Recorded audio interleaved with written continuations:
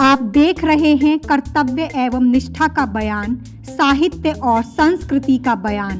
समता की आवाज बयान टीवी। जयनारायण व्यास यूनिवर्सिटी में आदिवासी अध्ययन केंद्र खोला गया है, जो प्रदेश का पहला केंद्र है जहां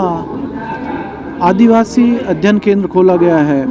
और आदिवासी अध्ययन केंद्र खोलने के पीछे ये कारण रहे हैं कि आदिवासी केंद्र खोलने के पश्चात जो स्टडीज़ हो रही हैं देश में, जिस तरह का वातावरण है, जिस तरह का माहौल है, जो दलित हैं, दमित हैं, वंचित हैं, आदिवासी हैं,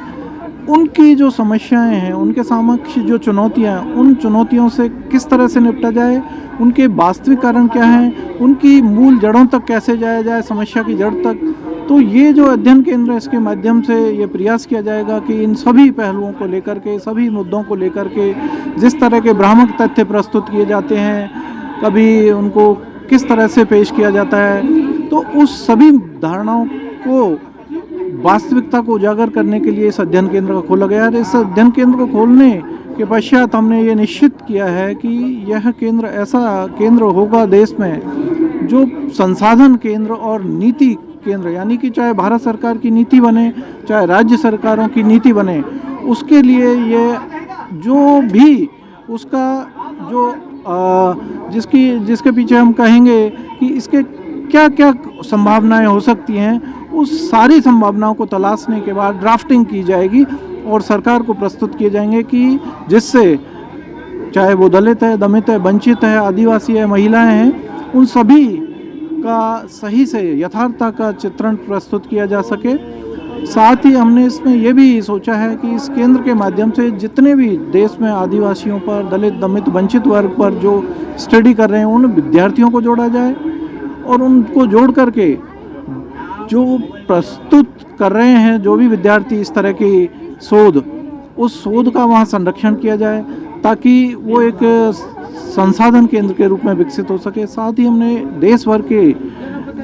वहाँ से पुस्तकें हों, चाहे जर्नल्स हों, चाहे वो लेख हों, आर्टिकल्स हों, इन विषयों से संबंधित उनको सभी को वहाँ पर संरक्षित किया जाएगा और एक बड़ा पुस्तकालय जो संसाधन केंद्र के रूप में काम करेगा, उसका हमने इसका सोचा है। साथ ही हमने इसके साथ ये भी सोचा है कि इस केंद्र के माध्यम से, चूँकि सरकार के स्तर पर इस तरह की योजनाएं अभी तक नहीं हो पाई हैं, तो हम पुरस्कार और सम्मान, जो लोग इस दिशा में अच्छा काम कर रहे हैं उनके लिए सम्मान और प्रोत्साहन योजना की जाएंगी। साथ ही जिन विद्यार्थियों ने काम किया है उनका जो थीसिस है या किसी तरह का लेखन है, उसका प्रकाशन इस केंद्र के माध्यम से किया जाएगा। अभी हमने ये घोषणा की थी जब इसका उद्घाटन हुआ 3 दिसंबर को, तो हमने कहा कि इस केंद्र के माध्यम से शीघ्र ही एक ऐसी पत्रिका का प्रकाशन होगा जो रेफरीड पीयर रिव्यूड जर्नल के रूप में होगी। वो इन सभी पहलुओं को, दलित, दमित, वंचित वर्ग, आदिवासी के सभी मुद्दों को लेकर के और उसका प्रकाशन किया जाएगा। तो निश्चित रूप से आने वाले समय में ये केंद्र पूरे राष्ट्रीय स्तर पर और सभी राज्य सरकारों को जो नीति निर्धारण में भी ये आवश्यक मदद करेगा। साथ ही हमने इसके माध्यम से ये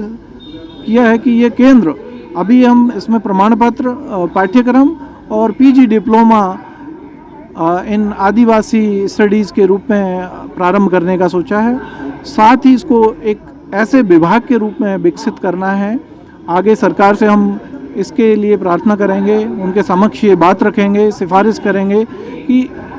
यहाँ से शुरुआत की जाए और इस केंद्र को एक विभाग के रूप में एस्टेब्लिश करके और सभी तरह के पाठ्यक्रम इसमें किए जाएं, यानी कि प्रमाण पत्र से लेकर पीएचडी और डीलिट तक की उपाधि इस केंद्र के माध्यम से दी जाएं। तो निश्चित रूप से दो दलित, दमित, वंचित वर्ग की जो प्रतिभाएं हैं उनका हम यहाँ दोहन कर पाएंगे। यही साथ ही जो बाबा साहब अम्बेडकर का जो मिशन है कि शिक्षित बनो, तो शिक्षित बनने का काम, यानी कि चाहे जनचेतना की बात करें, चाहे मानव अधिकारों की बात करें, चाहे हम आगे किस तरह से संगठित हो सकते हैं, कैसे अपने अधिकारों को हम ले सकते हैं, किस तरह से हम सरकारों के समक्ष अपनी बात रख सकते हैं, इस केंद्र के माध्यम से बाबा साहब के सपनों को साकार करने का काम हम करेंगे। हमारे यहाँ फेलोशिप जैसे कई प्रकार की फेलोशिप मिलती हैं। हाँ बिल्कुल, इसके माध्यम से हम फेलोशिप का भी प्रोविज़न करने का प्रयास कर रहे हैं और इसके लिए पहले हम आवश्यक संसाधन जुटा लें, उसके बाद वो निर्धारण होगा। क्योंकि इसका एक निर्णायक मंडल होगा, निर्धारक मंडल होगा, पॉलिसी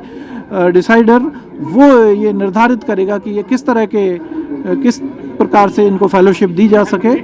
तो ये अभी निर्धारण करना बाकी है। जब इसकी एग्जीक्यूटिव कमेटी की मीटिंग होगी तो उसमें ये सब निर्धारण कर लिया जाए। आदिवासी पत्रकारिता के संदर्भ में हम बात करें तो कोई ज़्यादा अच्छी स्थिति नहीं है, न केवल जयनारायण व्यास विश्वविद्यालय में बल्कि दूसरे विश्वविद्यालयों में भी। क्योंकि जयनारायण व्यास विश्वविद्यालय में जो पत्रकारिता विभाग है वो भी बिना किसी संकाय के, बिना किसी फैकल्टी के चल रहा है और वो केवल विभाग का नाम है। वहाँ केवल जो SFS यानी कि सेल्फ फाइनेंस स्कीम में ही ये चलाया जा रहा है, जिससे कि जो आम विद्यार्थी है या गरीब, दलित, दमित, वंचित वर्ग का जो विद्यार्थी है वो उसमें प्रवेश लेने से वंचित रह जाता है, क्योंकि उसकी फ़ीस बहुत ज़्यादा है। तो हम ये प्रयास करेंगे सरकार से कि इस केंद्र के माध्यम से हम उसको पूरी कर सकें। ऐसी हम रिकमेंडेशन भेजेंगे कि वहाँ ऐसा विभाग बने पत्रकारिता भी, जिसके माध्यम से आम आदमी भी, आम विद्यार्थी भी वहाँ प्रवेश ले सके। आपके अपने बयान टीवी चैनल को लाइक, शेयर के साथ सब्सक्राइब करने के बाद घंटी का बटन दबाना न भूलें। जाते जाते अपनी कीमती राय कमेंट्स बॉक्स में जरूर लिखें।